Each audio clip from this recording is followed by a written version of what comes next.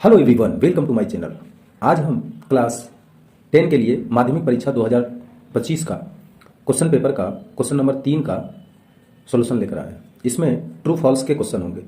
सबसे पहला नंबर का क्वेश्चन जब हम देखते हैं तो इसमें देखिए क्वेश्चन है, एक साझा व्यवसाय में दो दोस्तों में से एक ने XYZ रुपया को Y महीना के लिए लगाया तथा दूसरे ने Y2Z रुपया को X महीना के लिए निवेश किया।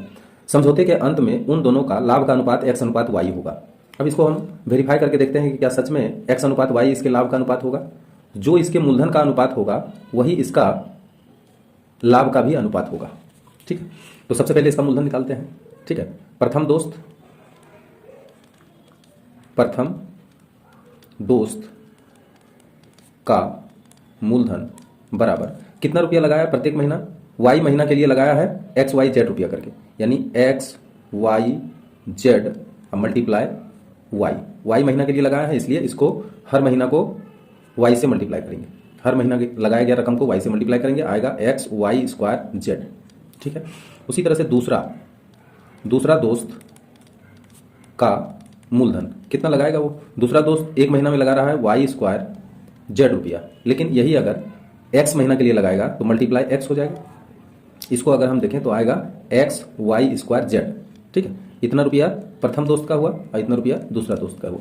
इसलिए प्रथम दोस्त का लाभ अनुपात दूसरा दोस्त का लाभ कितना हो जाएगा, XY2Z, और यहाँ भी हो जाएगा XY2Z।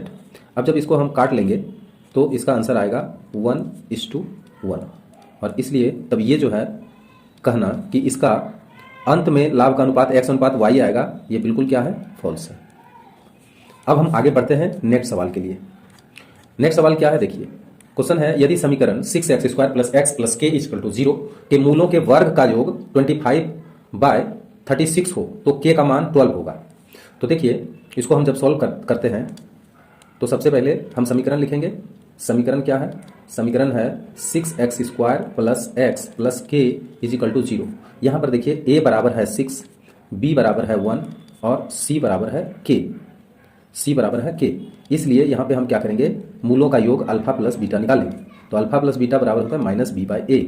अब -b यहाँ पर b के जगह पर 1 है तो -1/a के जगह पर होगा 6। इसका मतलब अल्फा प्लस बीटा हमें मिल गया है -1/6, और एक निकाल लेंगे अल्फा इंटू बीटा, इसका होता है c/a। तो c का मान यहाँ पर k है और a का मान फिर 6 है। ठीक है, ये दोनों मान ध्यान में रखेंगे। अब जब निकालना हमें है मूलों के वर्गों का योग, तो मूलों का वर्गों का योग कैसे निकालेंगे, लिखेंगे इसलिए मूलों के वर्गों का योग बराबर alpha square plus beta square. ठीक, और alpha square plus beta square = alpha plus beta का होल स्क्वायर और -2 इंटू अल्फा इंटू बीटा। ये सूत्र के हिसाब से हम बैठा लेंगे, a² + b² बराबर a + b whole square -2ab। ठीक है, अब ये हम निकालने का कोशिश कर रहे हैं। यहाँ पर देखिए अल्फा प्लस बीटा का जो मान दिया गया है वो कितना है, -1/6, इसका करेंगे होल स्क्वायर। ठीक है, -2 इंटू, अब अल्फा इंटू बीटा का मान k/6, और यहाँ पे कह रहा है कि अल्फा स्क्वायर और बीटा स्क्वायर का जो मान है वो 25/36 है। 25/36 है मूलों के वर्गों का योग, तो k का मान 12 निकालना है हमें। तो यहाँ पर क्या करेंगे, 25/36 लिख देंगे। क्लियर। अब यहाँ पर इसको जब सॉल्व करते हैं 25/36 = यहाँ पे आएगा 1/36 -2k/6। ठीक, अब इसको बराबर के इधर उठा के ले आते हैं तो 2k/6 = 1/36 माइनस करेंगे 25/36। इसको हम सॉल्व करके देखते हैं तो k का मान देखते हैं कि क्या सच में 12 आता है। तो k का मान अभी हम लोग निकालेंगे, और इसको जब सॉल्व करेंगे तो 2k/6 = 36 1 - 25, और 2k/6 = -24/36। 6 को ऐसे काट सकते हैं 6 बार में, इस 2 को भी हम यहाँ पे काट सकते हैं 12 बार में। अब इसको भी अगर हम चाहें तो काट भी सकते हैं 2 बार में। तो क्या हो जाएगा, k = -2। तो वहाँ जो आंसर लिखा है कि इसका मान कितना आना चाहिए, बोल रहा है कि इसका मान 12 आना चाहिए, तो निश्चित रूप से ये 12 नहीं आएगा, आएगा कितना -2 आएगा, और इसलिए तब इसका आंसर होगा फॉल्स। आगे बढ़ें और देखते हैं नेक्स्ट क्वेश्चन। अब नेक्स्ट क्वेश्चन देखिए क्या है, 3 नंबर का क्वेश्चन। ABCD एक वृत्तीय चतुर्भुज है एवं कोण ADB बराबर x डिग्री और ABD बराबर है y डिग्री, तो कोण BCD का मान x + y डिग्री होगा। ठीक, यहाँ पर एक वृत्त हम बनाएंगे। ठीक है, इस वृत्त के अंदर ध्यान से हम लोग देखेंगे कि जो कोण बताया जा रहा है वो क्या क्या है। चतुर्भुज एक है, वृत्तीय चतुर्भुज, तो इसके अंदर एक चतुर्भुज बनाते हैं। मान लिया जाए ये चतुर्भुज है, वृत्त के अंदर एक चतुर्भुज बनाते हैं तो उसको हम वृत्तस्थ चतुर्भुज भी बोलते हैं और उसी को वृत्तीय चतुर्भुज भी बोलते हैं। अब इसका हम नामकरण कर देते हैं, इसका नाम A, B, C और D है। अब जैसे जैसे यहाँ बताया गया वैसे वैसे आप बनाएं। कोण ADB,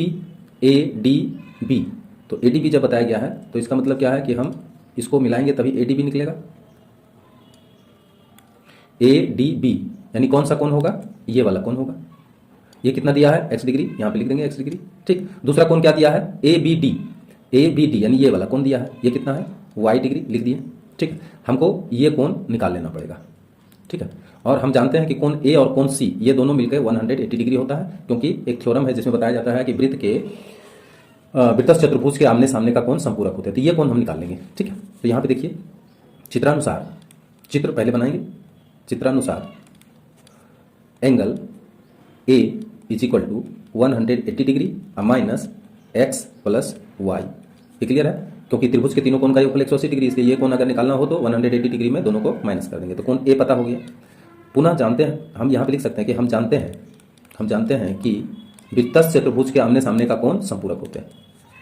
वृत्तस्थ चतुर्भुज के आमने सामने का कोण संपूरक होते हैं, इसलिए कोण ये दोनों मिलकर के 180 डिग्री। कोण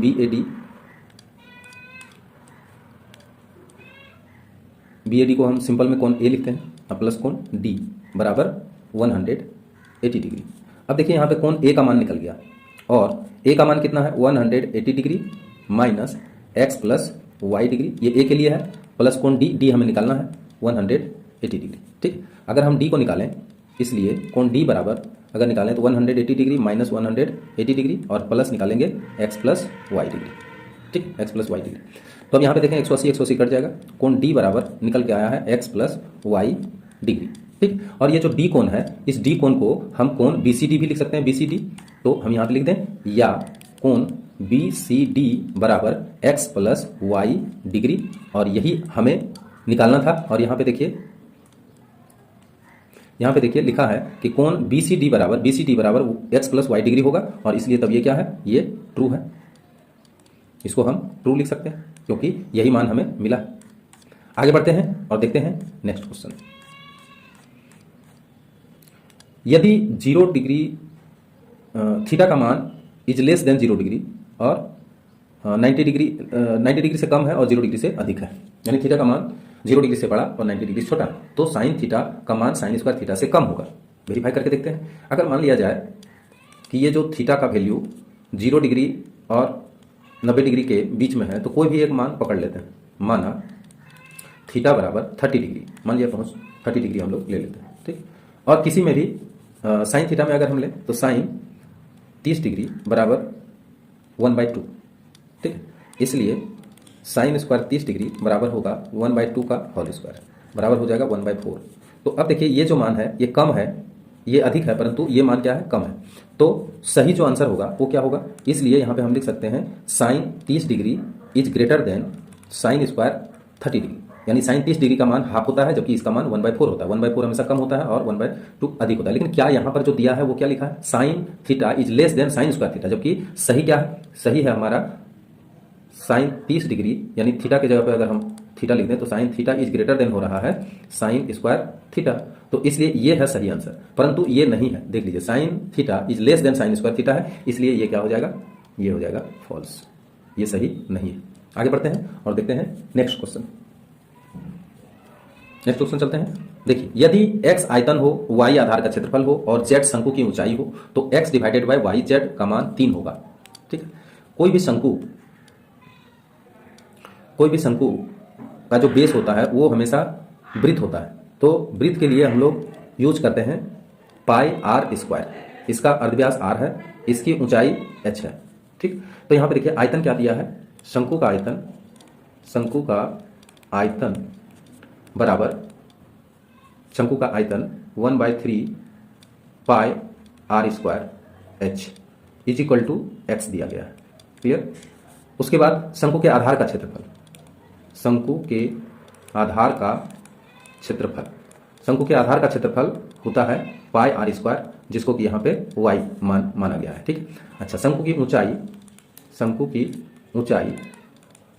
h होता है, जिसको कि यहाँ पे z माना गया है। ठीक है, तो हमें जो निकालने के लिए कहा गया है वो क्या है, हमें निकालने के लिए कहा गया है, इसलिए x divided by Y Z का मान कितना होगा। तो x के जगह पे देखिए क्या लिखेंगे, 1/3 पाई आर स्क्वायर h लिख सकते हैं x की जगह पे, और डिवाइडेड बाय यहाँ पर देखिए y के जगह पे हम लिखेंगे पाई आर स्क्वायर और z के जगह पे हम यहाँ पे लिखेंगे h, क्योंकि z का मान h। अब यहाँ पे जब हम काटते हैं h भी कट जाता है, आर स्क्वायर भी कट जाता है, ये भी कटता है, तो इसका मान आता है 1/3। लेकिन यहाँ पे देखिए क्या लिखा है कि मान 3 होगा, और इसीलिए तब ये क्या हो जाएगा, ये भी फॉल्स हो जाएगा। क्लियर। आगे बढ़ते हैं और देखते हैं नेक्स्ट क्वेश्चन 6 नंबर का क्वेश्चन है, बहुलक बराबर 2 इंटू माध्य। 6 नंबर क्वेश्चन में दिया हुआ है बहुलक बराबर 2 इंटू माध्यक माइनस 3 इंटू माध्य, जबकि सही आंसर होगा बहुलक बराबर 3 इंटू मध्यक माइनस 2 इंटू माध्य। इसलिए ये भी आंसर क्या होगा, फॉल्स होगा। Thank you.